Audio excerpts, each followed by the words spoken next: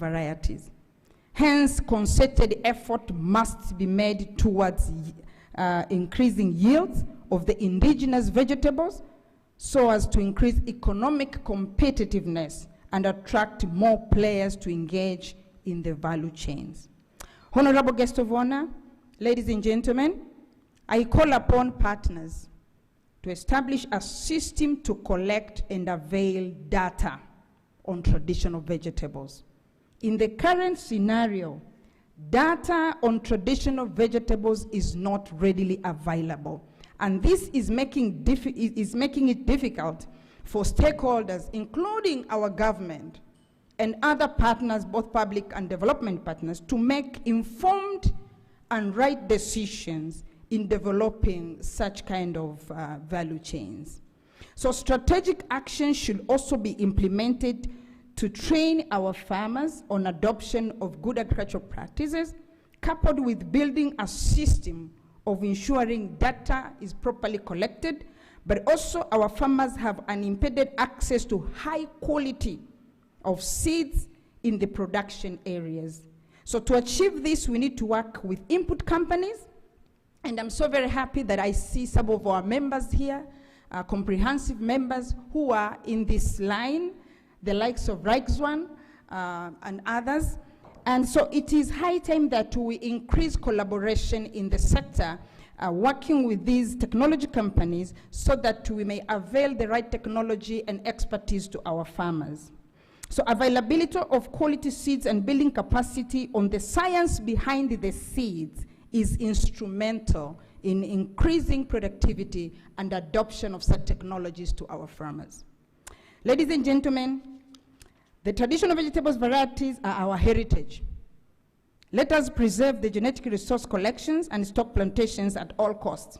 So I call upon the research institutions in Tanzania and around the African continent to use these as valuable materials for varietal improvement. Perhaps we may not see the value today, but the future is boundless.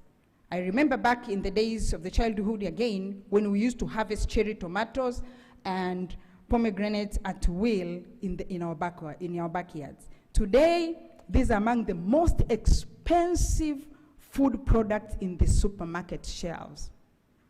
In concluding, honorable guest of honor, ladies and gentlemen, TAHA, the institution that I serve, is committed to continue collaborating with World Veg, the government, and stakeholders to push forward traditional vegetables agenda in our country. We are committed to continue working with our partners in driving the right technologies and innovations for enhancing production and productivity, as well as seed conservation for traditional vegetables. We are also committed to continue facilitating access to markets and consumption of traditional vegetables to our people. Last but not least, we are also committed to continue engaging meaningfully with our partners, including our government and other stakeholders at different levels, to improve enabling environment that would facilitate research and development activities around the promotion of traditional vegetables. All these efforts are geared towards transforming the industry, and particularly the traditional vegetable subsector, to become one of the main sources of growth of the agriculture sector in our economies. Thank you very much for your attention, and I look forward to our sound and very fruitful deliberations today. Asanteni sana. Thank you so much, Ms. Jacqueline Mkindi. You've mentioned 2-3 things that I wish people took note, and I'm about to go on Facebook and Instagram and see what you guys are posting. Remember, the hashtag is Power on Your Plate. Tag the World Vegetable Center, please, FAO, and all other organizations represented here. You talked about data. And there's no a time like this that data, in my opinion, data is probably more important than oil. We can have that discussion when they are gone, eh? Data. So if you look at your country, from Benin to Tanzania, Kenya, is there any data that you can go and say, I know X number of farmers are practicing mchicha? We don't have. Another thing you mentioned, I'm just going briefly, then I invite the next guest. I have to say this. We have a lot of pharmacovigilance going on at our ports or ports of entry. You cannot just bring drugs like that, Panadol or whatever. How come we don't have serious seed vigilance? Like at our ports, we need to have a lot of vigilance because some seeds that are coming into our countries are of very poor quality. I'm speaking na machungu sana because back in 2017, I bought seeds from a company from my country. I had prepared half an acre and none germinated. I kid you not, none germinated. So I told that's what to my grandmother. She told me, why don't you come? That's like drive like about 150 kilometers. I have some seeds I had reserved for the previous season. I will give you a few. I had to go because there's demand in Nairobi for the vegetables. But when you go to the stockists, either they don't have or what they have is fake. I don't know that you guys experience that. All right? So those are some of the things we want to hear from the researchers here, from the scientists. What are you doing? Is government or African governments putting money in research and development so that we have our own seed banks for this traditional vegetables, that a young person in Tanzania can walk into any agro store and get an assurance that this seed is of good quality? Because the life of a seed, the potential of a plant is in the seed. You can have the best soils in the world, but the life, if you have a poor quality seed, poor quality harvest. I don't talk much more. I'm going to invite Mr. Adrian Njau, who will be representing the CEO of the East Africa Business Council. He's not around, but he's going to be well represented by Mr. Adrian Njau, who's going to give us his remarks. Please begin, Makofi. Okay, ladies and gentlemen, my name is Adrian Njau. I'm Trade and Policy Advisor with the East African Business Council. I'm standing here representing Dr. Peter Mathuki, the Executive Director of East African Business Council, who could not be able to attend this conference as he is engaged in another activities in Nairobi. He has sent many apologies and wish you a good deliberation. Now I'm going to read his remarks. Right Honorable Peter Pinda, former Prime Minister of the United Republic of Tanzania and the Chairman of Agri Thamani Foundation. Honorable Kenani Kihongozi, District Commissioner of Arusha District. Dr. Mpok, representative of Ministry of Agriculture. Dr. Jacqueline Mkindi, Chief Executive Officer, Tanzania Horticulture Association. Dr. Gabriel Rugalema, Regional Director, World Vegetable Center, Eastern and Southern Africa. Mr. Caleb Karuga, the moderator of the conference. Distinguished delegates, ladies and gentlemen. On behalf of the East Africa Business Council, I would like to firstly congratulate the World Vegetable Center, Rutgers University, and the United States Agency for International Development, USAID, for organizing this wonderful high-level conference. Secondly, I would like to thank you all for sparing time off your busy schedule during this challenging time of COVID-19, and they decided to participate in this conference entitled Power on Your Plate, All Africa Summit on Diversified Food System with Africa Traditional Vegetables to Increase Health, Nutrition, and Wealth. This title aligns very well with many African countries' aspiration of using available resources and the opportunity to improve the welfare of their people. We deeply appreciate your presence in this conference. Above all, this conference comes at opportune time as the African continent started trading under the Africa Continental Free Trade Area, FCTA, on 1st January 2021. The FCTA is intending to create a single Africa market of the combined gross domestic product, GDP, of USD 3.4 trillion and over 1.2 billion population. In terms of investment and consumer spending, the FTA is expected to attract an estimated USD 4 trillion. This provides Africa business with a great opportunity to implement forward-looking business decisions so they can maximize the benefit from the FTA and integrated seamlessly with regional and global value chain. The good and high-level attendance in this important conference clearly demonstrate your commitment to the development of Africa traditional vegetable in East Africa region in particular and Africa in general.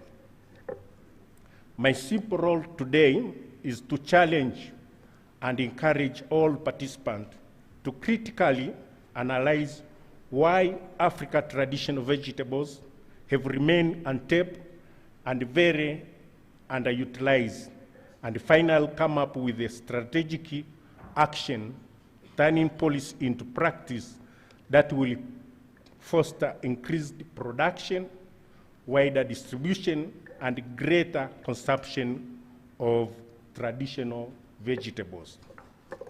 I understand this 4-day conference will endeavor to explore innovative research, activity, and policy to expand the role of traditional vegetable in Africa's food system, unlock their potential for income generation, ensure the nutrition they offer reach resource-poor population, and investigate novel use of these crops. I urge all stakeholders, including researchers, policymakers, growers, industry marketers, development partners, and consumers, to come up with actionable solutions to improve development and enhancement of the commercialization of our traditional vegetables. You are honorable, ladies and gentlemen, as we gather here for 4 days, let's strive to ensure that we all play our part by advancing the mission of the Power on Your Plate platform. The mission calls for action in 4 areas, which are: first, increase investment in traditional vegetables; regional research and development programs; policy to promote traditional vegetables at national and regional level; and fully integrated traditional vegetable into Africa's food system. Indeed, achievement of this key milestone will pave a way for Africa traditional vegetable to increase health, nutrition, and wealth of Africans. Your honorables, ladies and gentlemen, I would like to thank you once again for organizing this important conference, and I look forward to constructive deliberation. Asante sana. Karibu sana. Thank you so much. There's a lot that is going on, and luckily we all have a notebook and a pen. There's some guests who could not be with us physically. They couldn't travel. But thanks to the power of inaitwaje? Nataka kusema kwa Kiswahili. Inaitwaje? What do I want to say?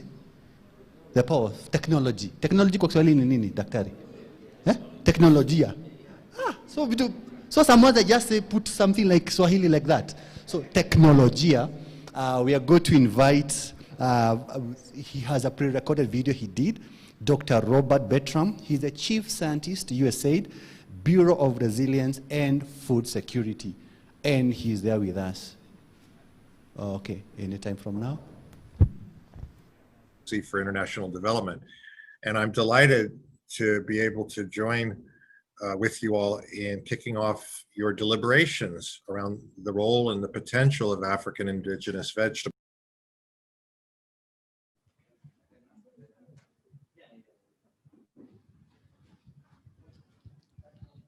Everyone, my name is Rob Bertram. I'm the Chief Scientist for Resilience and Food Security at the U.S. Agency for International Development. And I'm delighted to be able to join with you all in kicking off your deliberations around the role and the potential of African indigenous vegetables. I'd like to start by taking a look back in my own rearview mirror and think a little bit then about what we've learned in more recent years in agriculture and food security and vegetable more broadly, and think a little bit about what the implications of the COVID crisis are for our work. And then finally, link this back to the Food Systems Summit and looking forward. So I'm going to start by also saying that in my remarks, I won't completely parse out indigenous vegetables from vegetables more broadly, partly because there's limits to my knowledge.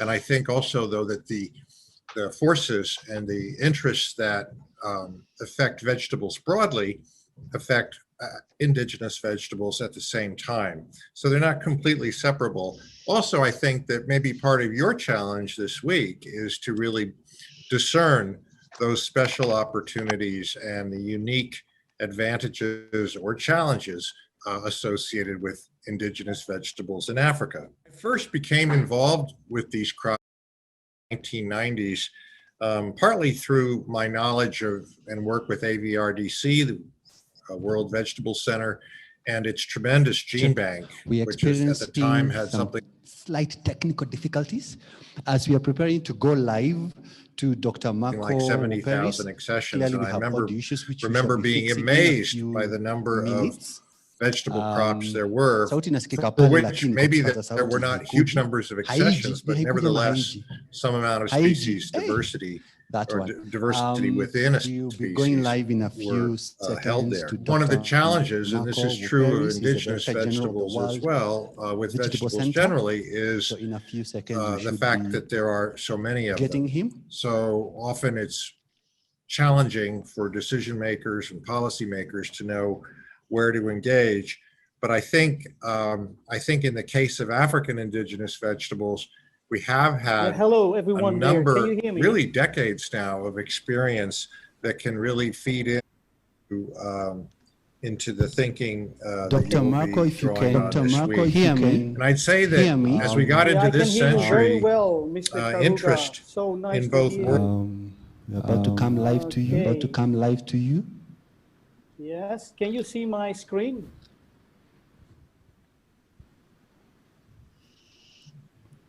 This is the main studio. This is the main studio. Yeah. That's studio. We have. So we are connecting. We are connecting. Mr. Karuga, can you hear me? And can you see my screen? As they fix, I'll tell you a story of my grandmother. I'll tell you a story of my grandmother. Tell me when it comes on. Tell me when. So my grandmother had that. I'm not doing the traditional vegetables. I'm not doing 2011, and she laughed at me. And she laughed. She laughed at me because where I come from, amaranth and black nightshade is fed to cows and goats. So I told her, I've quit journalism. I've quit journalism, and I'm now. If I say I'm selling weed, you're going to laugh. Weeds, I mean, because where I come from, amaranth is like weeds. They grow like weeds. They grow widely. And she laughed at me. So I called Shosho. Shosho is like grandma. I'm going to Arusha, Tanzania. There's a conference. So to explain to her, think about the World Bank. This is like the World Bank of vegetables. And do you know what she'll be talking about, grandma? Those weeds. Traditional African vegetables.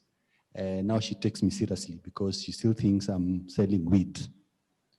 Dr. Marco, if you can hear me. Can hear you very well, Mr. Karuga. You know, keep telling you stories if they don't log in. Can I tell you another story? All right. So I normally do trainings at my farm every first Saturday of the month. And sometimes in the week. I get people from university, people from all over. from 18-year-olds to 75-year-olds come to my farm for training. So the interesting bit is about 20–30% thereabout of people who come to my farm, when they see the amaranth, this is the question I hear: what is this? So I'm like, it's a vegetable. Like, you're supposed to eat it? Yeah, you're supposed to eat it. So I realized that the things we take for granted, you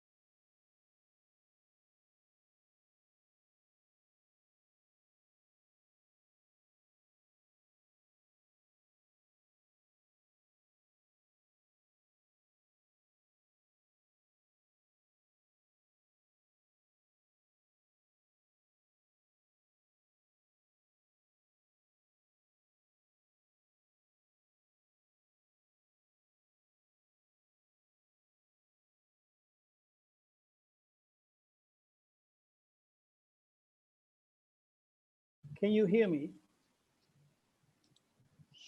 Still a few technical problems, I think, but I can see from the others participants that they can hear me. So there in your conference hall, you have a small problem, I think. Dr. Marco, I can see you. Can you see me? I can see you, can hear you. Me. I doubt you can see me. Which camera am I on? Oh, you can. Okay. Yes, I can see you. How many fingers am I holding up? Well, how many fingers? I cannot see you. I can see the screen.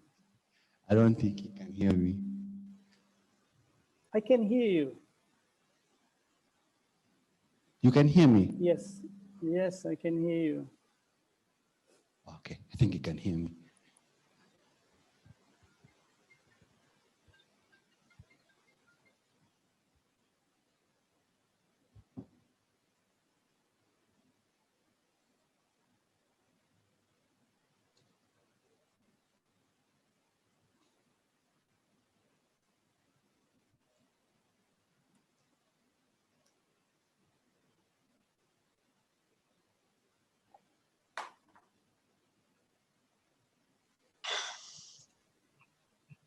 Can you hear me now, Mr. Karuga?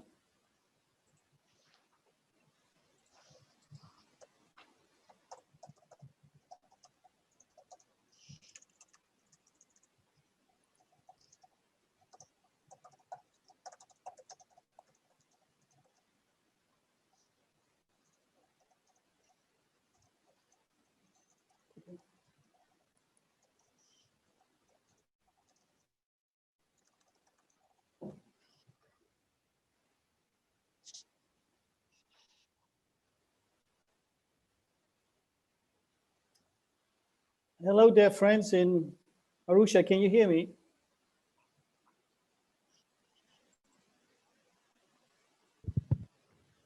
Dr. Marco, you're asking me to confirm if your microphone is on? Yeah, microphone is on. I'm assuming it's on. On.